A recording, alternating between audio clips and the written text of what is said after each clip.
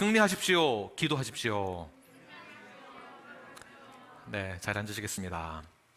항상 기도하시며 승리하시는 여러분들 되길 바랍니다. 오늘 말씀의 제목은 승리의 비결이란 무엇인가? 우리에게 전신갑주가 입혀졌습니다. 이것은 수동적입니다. 하나님이 입혀주신 것이죠. 그 다음에 하나님이 알아서 해주시겠지가 아니라 전신갑주를 우리가 입은 다음에는 적극적이고 능동적으로 영적인 전쟁에서 승리하기 위하여서 믿음의 발걸음을 내딛어야 합니다. 성령의 검, 말씀의 검을 휘둘러 한다는 것이에요. 이 휘두르는 것은 내가 하는 것입니다. 하나님이 알아서 해주시겠지가 아니죠. 우리가 휘두른다라고 했을 때 이 말씀이 우리에게 강력하게 임해야 하는 것이며 이 말씀대로 살아내야 하는 것입니다. 그 다음에 승리를 경험할 수 있게 되는데, 그렇다면 전신갑주를 입고 우리가 이 말씀대로 살기만 하면 되는 것인가? 오늘 본문에서는 전신갑주를 입은 다음 그 이후에 승리의 비결에 대해서 더 하나를 추가하여 말씀하고 있습니다. 전신갑주 총 6가지 무기를 되는데, 오늘 본문의 말씀은 6가지 무기 이외에 하나 더 추가되어 있죠. 기도라는 것을 따로 분리해 두고 있습니다. 왜 이 기도를 전신갑주에 포함시키지 않고 따로 구분지어서 말씀하고 있는지, 오늘 영적 전쟁을 온전히 수행하기 위해서 어떠한 승리의 비결이 있는지에 대해서 오늘 말씀을 통해서 함께 나누어 보도록 하겠습니다. 첫 번째는 18절 말씀 보게 되면 모든 기도와 간구를 하되라고 말씀하고 있습니다. 즉 기도가 있어야 한다는 것이에요. 예수님은 우리 교회의 머리가 되십니다.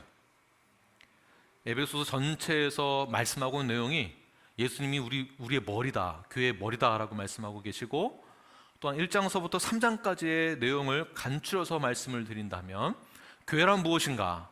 하나님은 누구이신가? 예수님은 누구이신가? 우리에게 하나님은 어떠한 존재인가? 나의 옛 상태, 옛 사람은 어떠했는가? 지금 나의 현재 상태는 어떠한가? 새 사람이 되었으면, 그렇다면 하나님의 자녀가 된 것이며 권속이 된 것이며, 그렇다면 우리의 삶 가운데에서 하나님의 자녀로서 어떻게 살아가야 하는가? 이것이 4장, 5장, 6장의 내용입니다.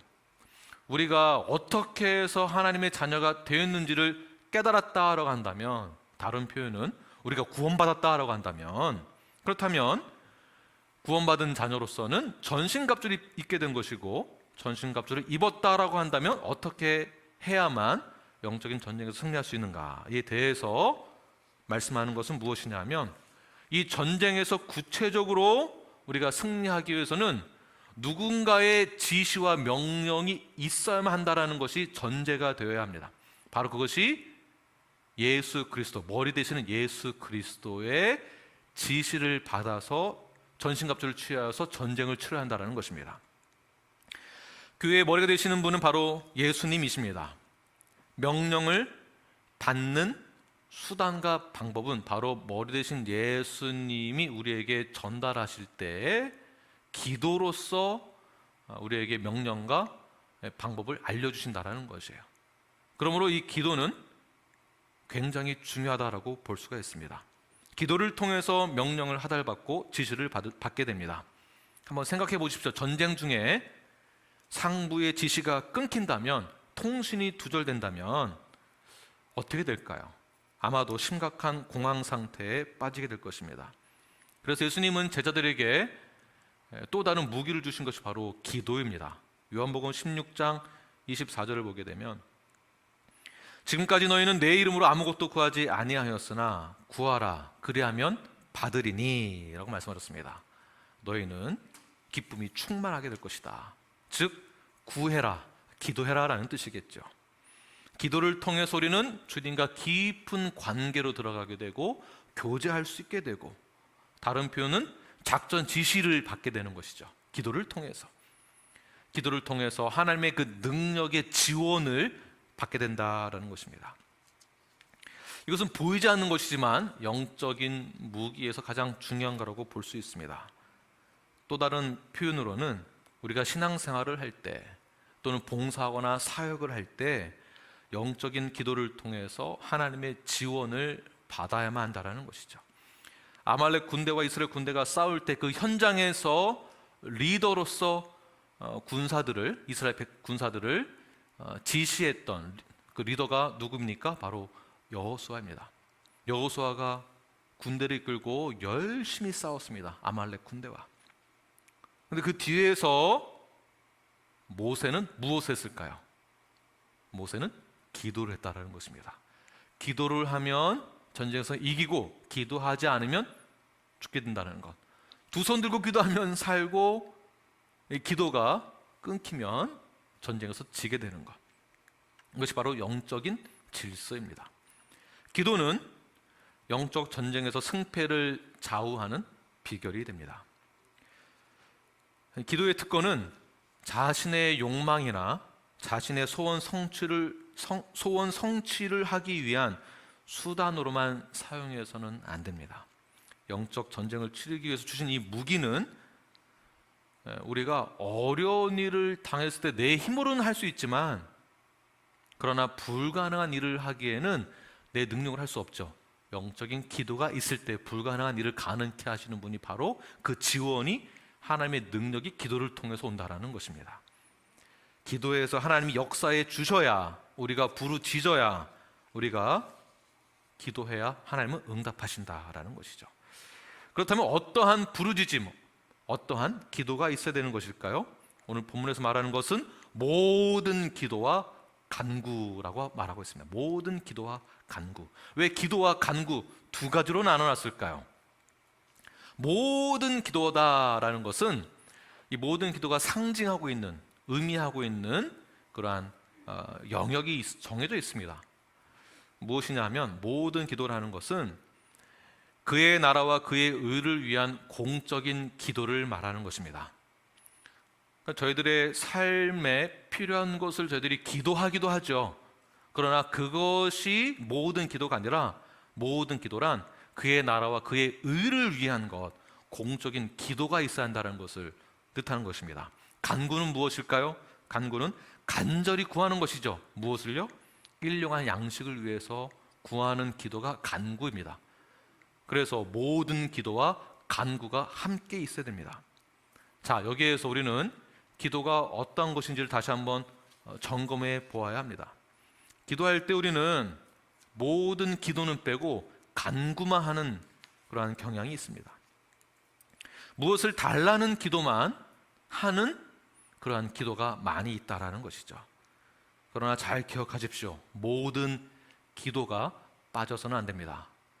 먼저 그의 나라와 그의 의를 위한 기도가 있어야 합니다. 간구만 하는 것이 아니라 모든 기도를 통하여서 부르짖으시는 저와 여러분이 되길 바랍니다. 그런데 우리가 기도하긴 하는데 기도 응답이 잘 안 될 때가 있어요. 모든 기도와 간구를 하는데도 기도 응답이 늦거나 또는 안 되거나, 왜 하나님 기도 응답을 안 해주시나? 하나님은 살아계시다고 했는데, 나의 기도를 다 들어주신다고 했는데 왜 기도 응답이 안 될까? 왜 기도 응답이 없을까? 왜 그럴까요? 우리가 기도는 하긴 하는데 중언부언하는 기도가 있거나, 또는 허공을 찌르는 기도가 있거나, 말은 천상유수로 하는데, 말은 장황하게 하는데 나의 의지, 나의 의대로 기도할 때가 많이 있기 때문에, 간구하는 기도가 많기 때문에, 또는 이기적인 기도가 많기 때문에 기도 응답이 안 될 때가 많이 있다는 것입니다. 기도 응답이 왜 안 될까요? 바로 두 번째입니다. 기도 응답이 안 되는 이유는 성령 안에서 기도하지 않았기 때문에 그렇습니다. 다시 한번 본문 18절 말씀 보십시오. 모든 기도와 간구를 하되 항상 어떻게 해요? 성령 안에서 기도하고, 성령 안에서 기도한다. 자, 그렇다면 성령 안에서 기도한다라는 것은 도대체 무엇일까요? 어떻게 하는 것이 성령 안에서 기도하는 것일까요?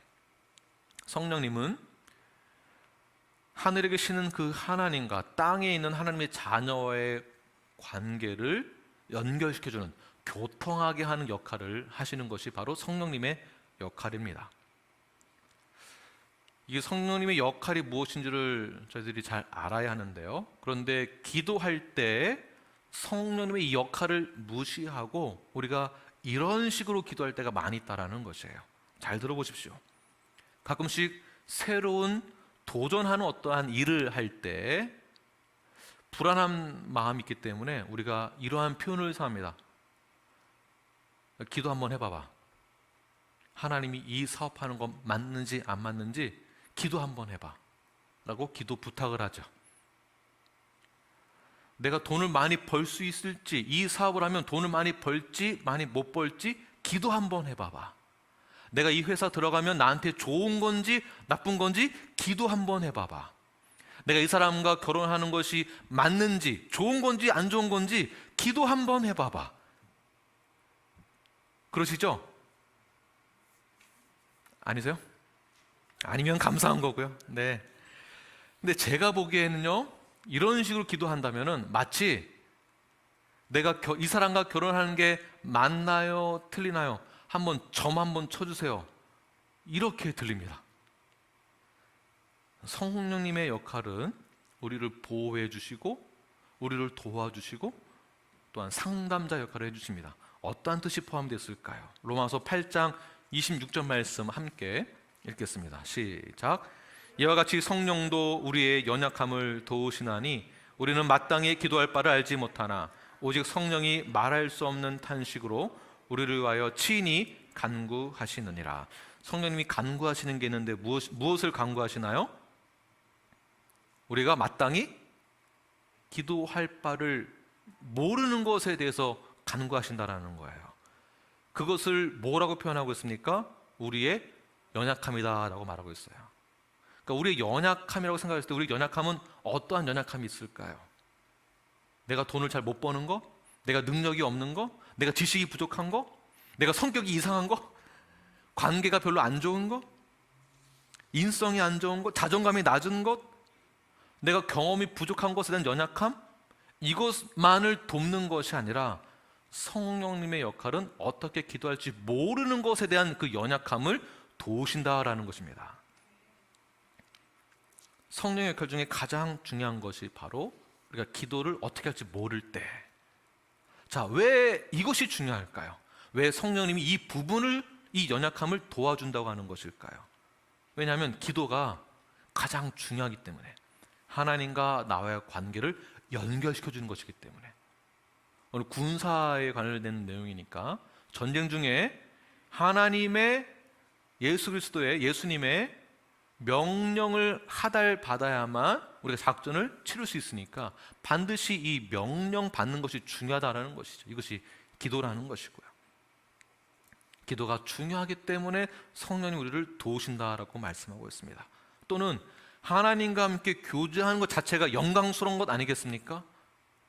영광스러운 것이기 때문에 성령님이 도와주십니다. 또는 기도가 사실 어렵습니다. 처음 신앙생활 할 때 기도 어떻게 하나요? 우리 존재는 연약하니까 인간인지라, 그래서 우리랑 다른 신에게 비나이다 비나이다 하는 것이 우리가 유교적인 사상이나 또는 인간으로서 당연스럽게 여겨지는 것이 신에 대해서는 비나이다로 가게 되어 있습니다. 비나이다 비나이다. 그러나 성령의 역할 무엇입니까? 하나님과 나와 교제하게 하는 거예요. 연결시키는 것, 연결고리를 만드는 것. 일반적으로는 또는 수평적으로는 사람과 사람 사이에서 말하는 것은 그나마 쉬운 거예요.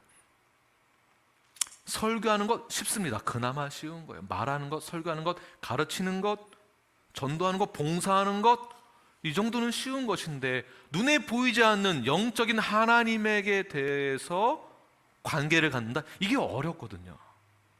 그래서 성령님이 그 우리의 연약함을 도우시기 위하여서, 교통하게 하기 위하여서 그렇게 성령님은 하나님에게 간구하신다는 거예요. 수직적으로 눈에 보이지 않는 그 하나님, 그 하나님과 나와 교통하는 것. 사람과 교제할 때는 그나마 쉬운데 우리가 교제할 때 성경책과 교제하는 것이 아니거든요. 성경에서 계시하고 있는 하나님과 교제하는 것입니다. 그래서 성경 공부를 하는 것이고요. 성경 공부랑 교제하는 것이 아닙니다. 성경 공부를 통해서 하나님 누구신지를 아는 것. 성경 공부의 목적은 하나님 누구신지를 깨닫게 되어짐으로 그 하나님과 교제하기 위하여서 성경 공부를 하는 것이죠. 제자 훈련도 마찬가지고요. 교제하는 것도 마찬가지고요. 그래서 하나님과의 이 교제는 하나님과의 인격적인 대화, 이것을 돕는 것이 성령이 우리에게 도와주시는 연약함, 그 연약함을 도와주시는 것이다라고 볼 수 있습니다. 에베소서 2장 18절 말씀 함께 읽겠습니다. 시작. 이는 그로 말미암아 우리 둘이 한 성령 안에서 아버지께 나아감을 얻게 하려 하심이라. 성령 안에서 하나님께 나아가게 하는 것. 이렇게 성령 안에서 기도한다라는 것, 성령으로 나아간다라는 것, 이것은 하나님과 나와의 관계가 어떠한 특별히 정해진 시간에만 이루어지게 하는 것이 아니라 시간을 초월하고 장소를 초월하고 공간을 초월하게 해줍니다. 이 말은 어디에서든지 어느 곳에서든지 하나님과 교통할 수 있다는 것이에요. 성령 안에서 기도한다는 것은 어디에서든지 하나님께 기도할 수 있다. 교회만 가야 예배 드리는 것인가? 맞나요? 교회에 나오시는 목적은 무엇입니까? 예배 드리기 위해서인가요? 예배도 드리지만 교회만 가서 예배 드린다가 아니라 예배는 어디에서든지 드릴 수 있다는 것입니다. 이것이 전제가 되어야 합니다. 교회에 가야만 하나님 만날 수 있을까요? 그렇지 않습니다. 하나님은 어디에서든지 만날 수 있는 것입니다. 기도는 어디에서 하는 것인가요? 교회에서만 기도하는 것인가요? 아니죠. 어디에서든지 할 수 있다는 것입니다. 그래서 성령 안에서 기도하는 것이에요. 이렇게 하나님과 인격적인 만남과 교제가 이루어지면 나 자신만을 위한 이기적인 기도가 아니라 하나님 나라를 위한 그런 영광스러운 관계를 통한 기도가 이루어지게 되는 것입니다. 성령 안에서 기도한다라는 것, 하나님과 인격적인 교제한다는 것은 무엇일까요? 또 다른 표현은 우리가 너무 급한 나머지 정말 내가 급할 때 우리 기도하게 됩니다. 어디 하소연할 데가 없으니까 기도도 하게 됩니다. 어떤 하소연이 있을까요? 내가 정말 긴박한 상황이 생겼을 때, 내가 아프거나 내가 죽을 목숨에 처해 있거나 또는 빚에 허덕이거나 또는 너무나 어려운 상황까지 처했을 때에는 하나님에게 당연히 기도하게 되죠. 우리 연약한 존재이기 때문에 기도하게 됩니다. 그런데 어떤 식으로 기도하게 되는가? 거의 협박 수준으로 기도해요. 하나님, 내 성격 아시죠? 내일까지 이거 답 안 주시면 나는 이거 뭐 그런 거 없습니다. 뭐 봐주 그런 거 없습니다. 내일까지 응답해 주세요. 응답 안 해주면 저 사업 망합니다. 내일이 마감이에요. 저 내일까지 해결 안 되면 저 사업 망합니다. 응답해 주세요. 내가 교회에게 한 게 얼만데, 내가 봉사한 게 얼만데, 내 성격 알지요? 라는 식으로 말은 그렇게 안 하지만 안 해주면 두고 봅시다 라는 식으로 기도할 때가 있다라는 것이에요. 그런데 성령 안에서 기도한다는 것은, 하나님과 인격적으로 교제하면서 나아간다라는 것은, 우리가 비록 이렇게 기도하다가도 성령님 앞에 우리가 나의 모든 것을 내려놓고 기도하기 시작하다 보면 그 성령님이 우리의 연약함을 아시고 도와주시게 되는데, 그때 우리의 생각과 기도와 말이 바뀌게 된다는 것이에요. 사실 내가 급하거든요. 왜냐하면 내일 마감이기 때문에, 내일 당장 아니면 오늘 당장 이거 해결 안 되면 우리 집안이 어떻게 될지 모르는 상황 가운데에서 기도하게 됩니다. 맞습니다. 기도할 수 있습니다. 그런데 기도하다가 보면은 성령 안에서 우리의 연약함을 도움받았을 때 어떻게 말이 바뀌냐 하면, 기도하다가도 옆 사람이 눈에 들어오기 시작하는 거예요. 하나님, 지금 제가 너무나 급한데 가만 보니까 우리 동산 식구 중에 저보다 더 어려운 분이 있네요. 이 사람을 빨리 도와주세요. 우리 형제님 도와주세요.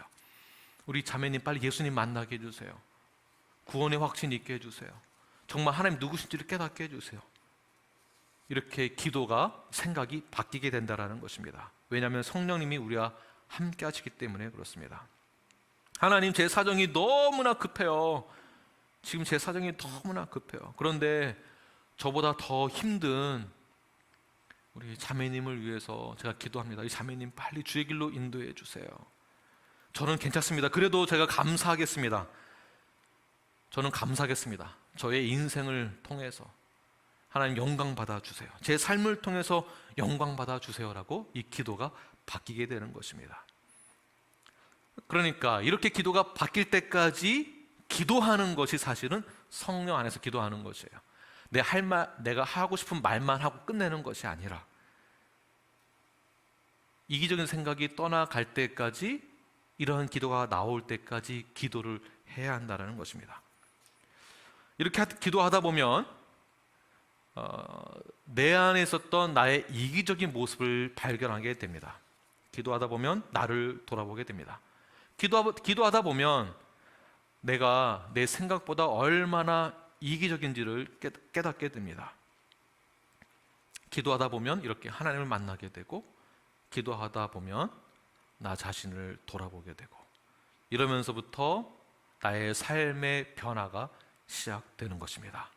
성령께서 기도 중에 우리를 만지시고 우리의 연약함을 도우시고 우리를 회복시켜 주시고 우리에게 힘과 능력을 주시게 됩니다.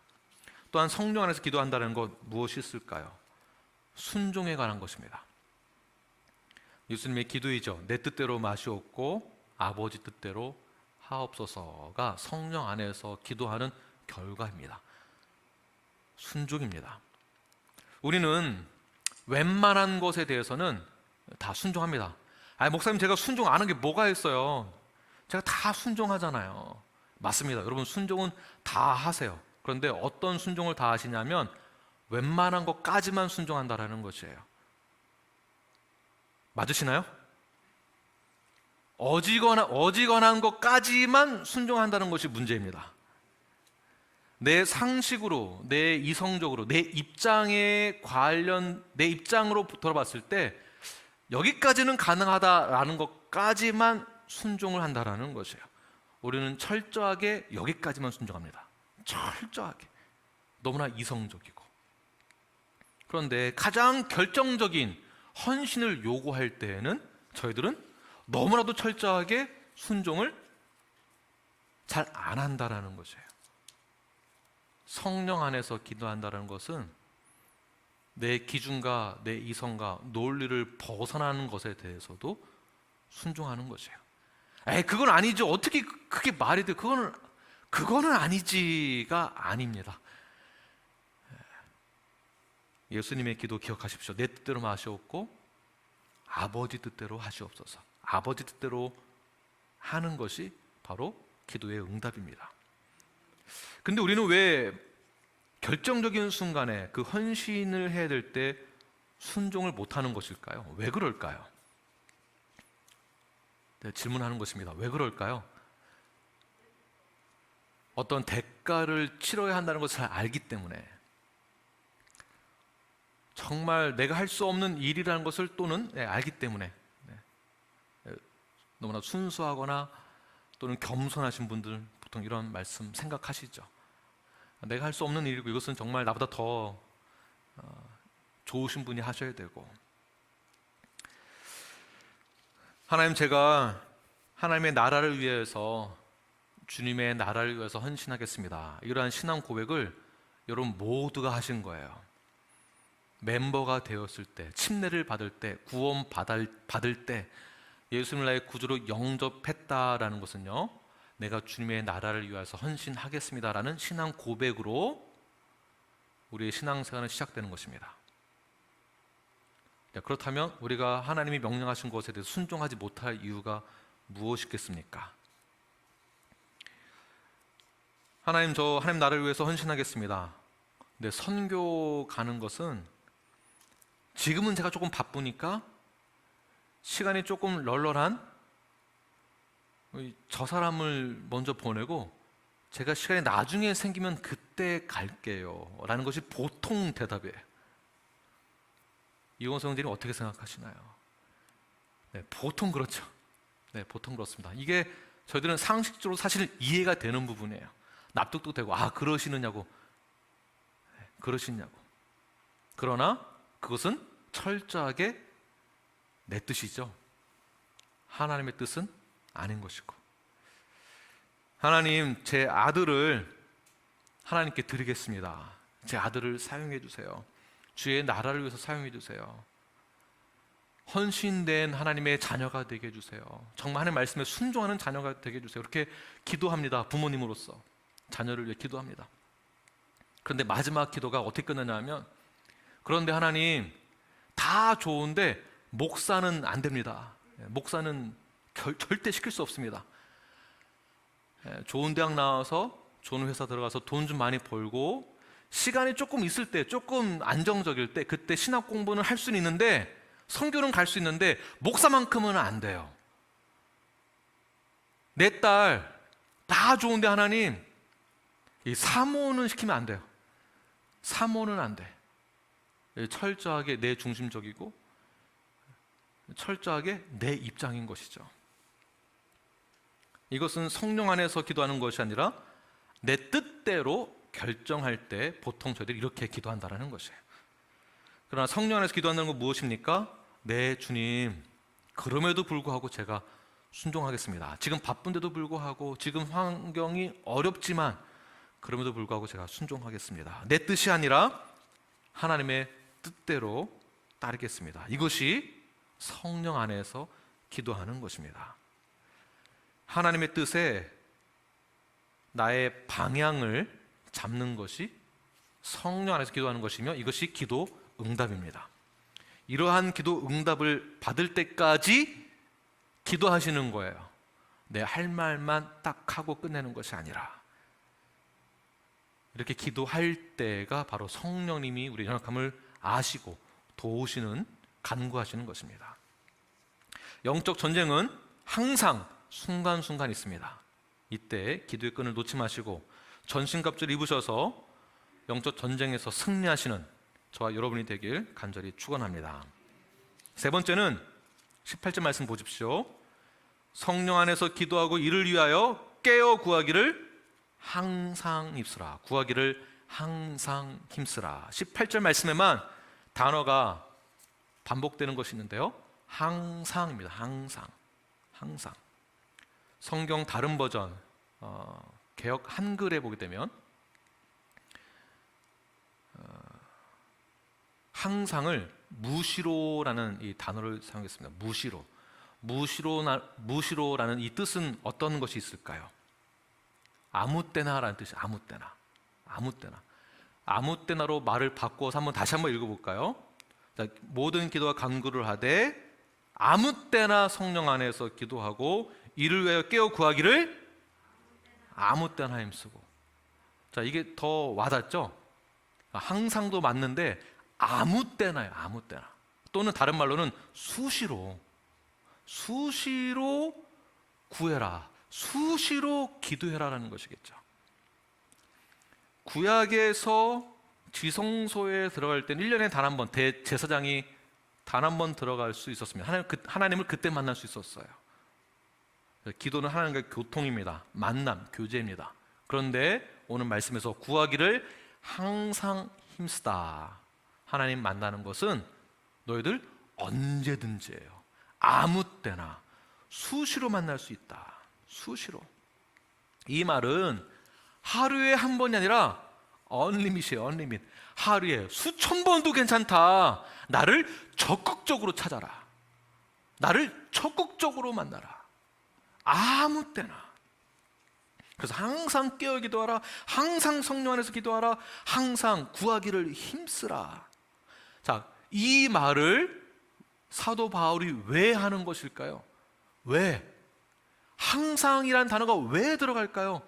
왜 항상 기도하라고 할까요? 왜 깨어 있으라고 할까요? 왜? 왜냐하면 적군도 항상 우리를 공격하니까. 마귀의 전략은 가끔 가다가 한 번씩 때때로가 아니에요. 계속이에요. 계속. 아무 때나 우리를 공격합니다. 아무 때나. 그만큼 사탄의 공격이 많이 있다는 것입니다. 사탄의 공격이 얼마나 많은지 우리는 항상 쉬지 말고 기도하면서 아무 때나 강력하게 구하기를 힘써야 됩니다. 왜냐하면 교회에서는 모두가 다 천사예요. 우리 여성이 두 종류로 나눠진다고 그래요. 여성이. 교회에서는 아름다운 천사. 집에 가서는 독한 엄마, 독한 와이프가 됩니다. 무슨 말일까요? 교회에 가야만 거룩해지는 것을 알고 있는 거예요. 교회에 가야만 하나님 만나는 것을 알고 있는 거예요. 교회에 가서 예배 드릴 때만 솔직히 순진한 척 하는 거예요. 거룩한 척 하는 거예요. 예배 마친 후에도 우리의 삶 자체가 예배가 되어야 하는 것이고, 우리의 삶 자체가 하나님과 언제나 만날 수 있도록 오픈되어 있으니까 구하기를 힘들어. 왜냐하면 사탄이 공격하는 순간 다 독하게 변해버리니까. 그러므로 사탄이 그만큼 공격을 많이 하기 때문에 우리는 항상 수시로 무시로 사령관과 연결고리가 되어 있어야 합니다. 사령관의 지시를 항상 받아야 돼요. 사령관은 어디에 있을까요? 사령관은 사령탑에 있습니다. 높은 곳에서 전투 중인 그 현장을 직접 눈으로 보고 지시를 해주죠. 지금은 왼쪽으로 가야 돼. 오른쪽이 쉽게 보이지만 그 쉬운 벽을 넘어서면 거기에 적군이 더 많이 있어. 함정이 많어. 우리가 보기에는 지금 오른쪽이 편하거든요. 그런데 왼쪽으로 가라는 것이에요. 높은 곳에서 사령관이 방향을 제시해주고 길을 안내해주고 적의 움직임을 파악하여서 쉽게 무찔 수 있도록 도와준다는 것입니다. 그래서 기도가 끊이지 않도록 우리는 항상 힘써야 하는 것이에요. 무전기 뺏기지 않도록 힘쓰는 것이에요. 사탄의 교란 작전에 넘어지지 않도록 힘써야 하는 것이에요. 어떻게 힘써야 됩니까? 하나님과 교제하는 것, 기도하는 것으로. 부부 사이에서도 항상, 자녀와의 관계에서도 항상, 사업장에서도 항상 깨어서 기도해야 됩니다. 깨어서 구하는 것입니다. 누가복음 21장 36절 말씀 함께 읽겠습니다. 시작. 이러므로 너희는 장차 올 이 모든 일을 능히 피하고 인자 앞에 서도록 항상 기도하며 깨어있으라 하시니라. 자, 기도하면서 깨어있으라. 왜 그렇습니까? 모든 일을 능히 피하기 위하여서는 깨어 기도하라. 그래야만 인자 앞에 설 수 있다는 것이죠. 인자 앞에 서기 위해서 모든 일을 피하기 위하여서는 기도하라는 거죠. 어떻게 기도하라? 깨어서 기도하라. 깨어서 기도하라. 전신갑주를 입고 난 다음에 우리의 전투 능력이 향상되기 위해서는 기도가 필요하다는 것이에요. 기도. 그러면 백전백승입니다. 전신갑주를 입고 있다고 해서 자동적으로 마귀가 도망가는 것이 아니다라는 것이에요. 기도로 깨어 있어야만 하늘의 능력을 공급받게 되는 것입니다. 저 여러분 모두가 전신갑주를 입고 기도함으로 하늘의 능력을 공급받으시는 우리 눌라프가 되길 간절히 축원합니다. 할렐루야. 아멘. 전신갑주를 입었을 때 능력이 발휘되고 기도하게 되면 능력이 발휘하게 되고, 그리고 깨어 있으면 우리는 이길 수 있게 됩니다. 반대로 깨어 기도하지 않으면 어떻게 될까요? 깨어서 기도하지 않으면 어떻게 될까요? 기도해야 될 때 기도하지 않았던 베드로의 결말을 보세요. 베드로 결과 어떻게 됐습니까? 예수님 부인하기도 했지만 그 전에 그렇게 얘기를 들어서도 알 텐데 갑자기 예수님이 잡아간다고 하니까 욱해가지고 칼을 뺏어서 딱 귀를 베버리잖아요. 무슨 말입니까? 욱했다라는 것이에요. 욱. 자신의 행동이 정당하다고 생각하는 것. 기도해야 될 때 기도하지 않으면, 위기가 생겼을 때 기도하지 않으면 감정적이고 충동적으로 반응하게 되어 있다는 것입니다. 그래서 부부 사이에서도 정말 기도하면서 그 관계를 유지하셔야 돼요. 그냥 저절로 되는 거 아니에요. 예배 한번 드렸다고 그냥 좋아지는 거 아니에요. 성경 공부했으니까 당연히 좋아지겠지가 아니에요. 영적 전쟁에서 승리하기 위해서는 기도가 있어야 된다. 기도. 깨어 기도하면 앞으로 닥칠 문제들을 막을 수 있습니다. 깨어 기도하면 문제 가운데서도 소망을 바라볼 수 있게 됩니다. 깨어 기도하지 않으면 우리는 언제든지 넘어질 수 있고, 깨어 기도하지 않으면 우리는 시험 들게 됩니다. 욱하게 된다는 것이요, 넘어지게 됩니다. 이런 분들이 계세요. 목사님, 그래도 제가 지금 나이가 몇 살인데 연륜이 있지, 제가 이렇게 함부로 욱하거나 제가 제 스스로 나이가 있기 때문에 제 감정 조절을, 컨트롤을 굉장히 잘합니다. 저 아시잖아요, 제가 잘하는 거. 이렇게 말하시는 분들이 제일 무서워요. 이런 분들이 제일 자빠지고 넘어집니다. 이런 분들이 제일 우글만해요. 젊은 혈기에 욱하는 건요, 뭘 모르고 하는 거예요. 상황 판단이 잘 안 돼가지고 모르고 하는 거거든요. 그래서 젊었을 때 욱하는 건 이해를 하고 넘어갈 수 있는데, 나이가 들어서 욱하는 것으로 표현을 하는 것은요, 알고 하는 거예요. 내가 이때 욱하면 기선제압할 수 있다, 알고 하는 거거든요. 정치적으로도 욱하는 거 알고 하는 거예요. 모르고 하는 게 아니에요.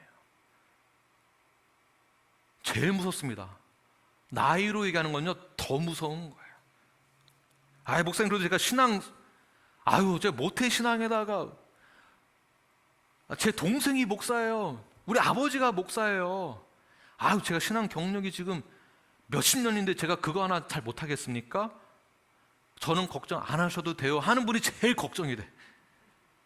제일 걱정돼요. 신앙 경력으로 이런 것을 이길 수 있는 게 아닙니다. 기도할 때 기도하지 않으면요, 10중 8구, 집사님 표현 있어요, 이렇게 되는 거예요. 기도할 때 기도하지 않으면. 목사님, 저 아시잖아요, 성격 좋은 거.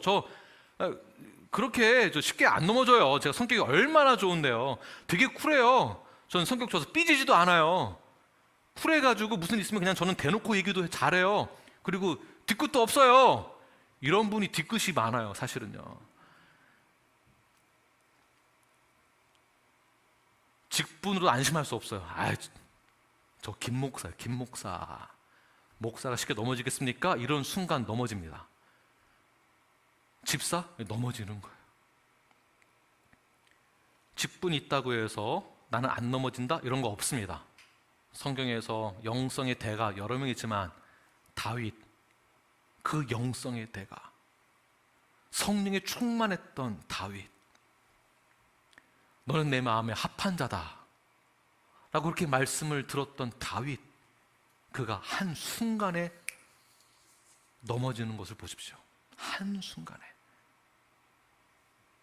그래서 항상 적극적으로 우리가 깨어서 구하면서 기도해야 하는 것이에요. 구하면서. 다시 한번 정리하겠습니다. 진리의 허리띠, 성령의 검, 말씀의 검을 우리가 들었다 할지라도 기도가 없으면 이 검은 젓가락에 불과합니다. 찌를 수도 없어요. 찌르는 순간 이 젓가락은 부러지게 될 것입니다. 이빨 빠진 호랑이가 되는 것입니다. 말씀과 기도가 있었을 때 그 말씀은 살아있고 운동력이 있어 자외날 수 어떤 검보다도 더 예리하게 되어 마귀의 간계를 대적할 수 있게 되는 것입니다. 이렇게 기도하며 나가신 저와 여러분이 되길 바랍니다. 마지막입니다. 네 번째, 마지막은 기도할 때에는 여러 성도를 위해서 기도하라고 말씀하고 있습니다. 우리 18절 말씀 후반절 보게 되면 구하기를 항상 힘쓰며 어떻게, 그 다음에 여러 성도를 위하여 구하라. 여러 성도를 위하여서 구하라. 항상 기도하는 것에 힘쓰되 여러 성도들을 위하여서 기도하는 것이 첫 번째가 되어야 한다는 것이에요. 왜 여러 성도를 위하여서 구하라고 할까요? 왜? 한번 생각해 보세요. 지금 영적인 전쟁을 이야기하고 있고 영적인 군사로서의 역할을 지금 이야기하고 있습니다. 그렇다면 영적인 전쟁에서 나 혼자만 건강하고 나 혼자만 싸움 잘하고 나 혼자만 기술이 좋고 나 혼자만 머리 좋다라고 해서 그 전쟁 이길 수 있을까요? 혼자 잘한다고 되는 것이 아니겠죠. 전쟁은 그럴 수 없습니다. 한 사람의 실수로 그 전쟁에서 패배할 수도 있습니다. 한 사람이 좌절하고 넘어지는 것으로 그 부대 전체가 무너질 수 있습니다. 갈라디아서 6장 2절 말씀 함께 읽겠습니다. 시작. 너희가 짐을 서로 지라. 그리하여 그리스도의 법을 성취하라. 고린도전서 12장 26절 말씀. 시작. 만일 한 지체가 고통을 받으면 모든 지체가 함께 고통을 받고, 한 지체가 영광을 얻으면 모든 지체가 함께 즐거워하느니라. 아멘. 모두 같은 의미이죠. 당연히 성경 여러 곳곳에 이런 비슷한 내용들이 많이 있습니다. 이런 비슷한 내용이 왜 많을까요? 자, 교회는 누구나 다 올 수 있는 곳이죠. 맞습니다. 근데 전제가 있어요. 그냥 왔다 가는 게 아니에요. 예배 한번 드렸으니까 다 됐다가 아니에요. 지금 같은 몸을 상징하고 있습니다. 나 혼자 예배 드리는 것이 끝나는 것이 신앙생활이 아닙니다. 예수님을 나의 구주로 영접했다라는 것은 그 즉시 성화를 이루어 나갈 때 혼자서만 인터넷에서 예배 드리는 것으로는 해결이 다 안 되는 것이에요. 어디까지가 구원의 확신으로 봐야 하는 것이냐면 예수 그리스도의 몸에 접붙임 되는 것까지입니다. 다시 말해서 예수님 나의 구주를 영접한 다음에 교회 공동체, 예수 그리스도의 몸에 편입되는 것까지가 구원의 확신이 있다라고 봐야 하는 것이에요. 전도할 때에도 예수님 믿으세요? 네, 믿습니다. 할렐루야 끝이 아니라 그 다음 교회로 인도해서 교회의 몸이 되어야 하는 것입니다. 편입이 되어야 하는 것이에요. 무슨 뜻이겠습니까? 공동체를 이루라는 것이에요. 여기에는 의무와 책임이 따른다라는 것입니다. 잠깐 몰래 와서 예배드리고 잠깐 그냥 간다? 성숙한 신앙인으로 보기 어렵습니다. 오늘날 교회가 개인주의로 가는 경향이 있는데요, 결코 그래서는 안 됩니다. 교회는 개인주의가 아닙니다. 개인주의로 할 수도 없습니다. 왜냐하면 공동체 중심이기 때문에 그렇습니다. 예수님의 몸을 상징하기 때문에 그렇습니다. 그러므로 우리가 함께 기도할 때에는 나만을 위한 기도, 나 혼자 살겠다고 하는 기도가 아니라 어떠한 기도가 있어야 되겠습니까? 여러 성도를 위한 기도가 먼저 있어야 한다는 것이에요. 이웃을 위한 기도, 성도를 위한 기도, 동상 식구들을 위한 기도, 리더들을 위한 기도, 목회자를, 사역자를 위한 기도. 이웃을 위한 기도하는 것이, 그 기도가 바로 나 자신을 위한 것이다 라는 것을 여러분 기억하십시오. 내 몸에 내 팔을 기도하는데 누구를 위한 기도이겠습니까? 나의 몸을 위한 기도입니다. 적용해 본다면 내 자녀만을 위한 기도가 아니라 어떻게 될까요? 우리 교회에 모든 자녀들을 위한 기도가 있어야 되겠죠. 내 새끼가 아니라 우리 새끼가 낫나요? 네. 그래서 우리 전체 우리 성도들은요, 김만근 목사는 제 아들만 기도하는 것이 아니라 여러분의 자녀들까지 다 기도하거든요. 아니, 목사니까 당연히 그렇지 않습니다. 여러분도 똑같습니다. 여러분도 내 새끼만을 위한 기도가 아니라 우리 교회에게 맡겨진 모든 자녀를 위한 기도가 같이 있어야 되는 것이에요.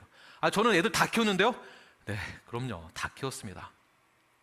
우리 전체 우리 자녀들을 위하여서 전부가 다 기도해야 하는 것이에요. 그리고 자녀들도 우리 아빠, 우리 엄마가 아니라 우리 모든 우리 성도를 위한 기도가 자녀들에게도 있어야 됩니다. 나만을 위한 기도가 아니라 하나님 저 이거 해주세요, 이 기도만 하지 마시고 우리 전체를 위한 기도가 있어야 한다는 것이에요. 빌립보서 1장 3절 보게 되면 내가 너희를 생각할 때마다 하나님께 감사하며 간구하는 것은, 누가 누구에게 편지를 쓰고 있습니까? 기도하고 있습니까? 사도 바울이 빌립보 교회 성도들을 위해서 기도하는 것을 보고 있습니다. 골로새서 1장 9절 보게 되면 우리도 듣던 날부터 너희를 위하여 그 기도를 그치지 아니하고, 무엇입니까? 사도 바울이 골로새 교회 성도들을 위하여서 기도하는 것이에요. 그런데 어디에서 기도하고 있을까요? 에베소서, 이 성경 전체, 에베소 전체의 목적이 무엇일까요? 자신을 위한 기도를 하라고 부탁하는 것이 아니라 감옥에서조차도 에베소 교회 성도들을 위하여서 기도하는 바울의 기도를 보면 우리는 이해할 수 있습니다.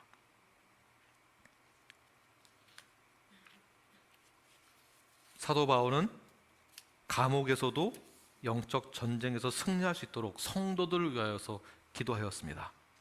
기도로 지원 사격을 하는 것이에요. 영적 전쟁에서 성도 한 명이 무너지면, 성문 한쪽이 뚫리면 사탄의 공격을 받아서 다 뚫리는 거예요. 우리 본당에 문이 몇 개 있을까요? 나가는 입구 2개 있습니다. 앞문 뚫리면 큰일 나는 거예요. 양쪽 문이 다 견고하게 세워져 있어야 됩니다. 무슨 말일까요?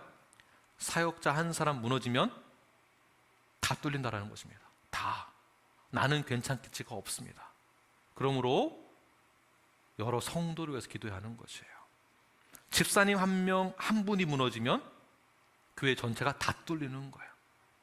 어떻게 기도하겠습니까? 집사님들을 위해서 기도하는 거예요. 동산 팀장님이 뚫리면 동산 전체가 무너집니다. 다 뚫리는 거예요.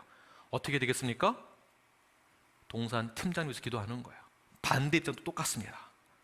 그러므로 기도는 나만을 위한 특권이 아니라 기도는 공동체를 위한 의무이며 책임이 되어야 합니다. 기도는 나만을 위한 기도가 아니라는 것이에요. 이 교회를 위해서, 하나님의 나라를 위하여서 그렇게 모든 기도와 간구로 성령 안에서 항상 깨어 기도하며 구하며 모든 성도들을 위하여서 기도하시는 저 여러분이 되길 간절히 축원합니다. 아멘. 기도하겠습니다.